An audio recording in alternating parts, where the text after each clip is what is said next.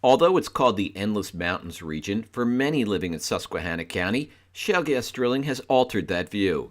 With more than 20 wells at a compressor station within a mile of her house, Rebecca Roeder says the noise from truck traffic is stressful.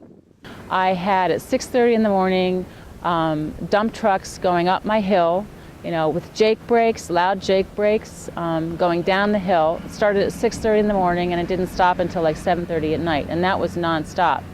The week after they started that, plus not to mention you hear the backup beep-up monitors of heavy equipment, you heard trees falling, you heard chainsaws.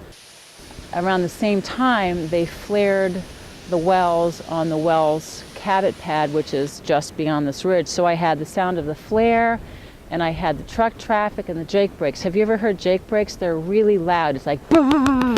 Health experts say the emissions from truck traffic can be harmful, especially for children. Obviously, all the truck traffic that goes through these towns and communities generates all kinds of air pollution.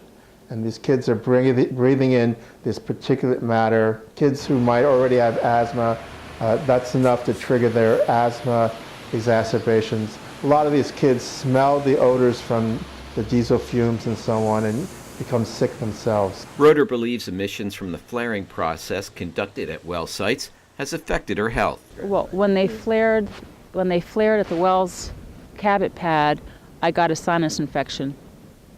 The increased truck traffic is causing rural roads to deteriorate faster. Roeder, who moved to the region in the 1980s, says a number of homes are now empty. It's not private. This is a commercial road now. It's an industrial thoroughfare. So with that goes your lack of living in the country, the feel of a private country setting. That's gone. To the east in Bucks County, there is concern that PennDOT may be taking steps to accommodate the shale gas industry if drilling is allowed in the Delaware River watershed. The agency has replaced a number of historic single-lane bridges with two-lane structures near potential drilling areas. It really does look like PennDOT is trying to pave the way for shale gas extraction here in the Delaware River watershed.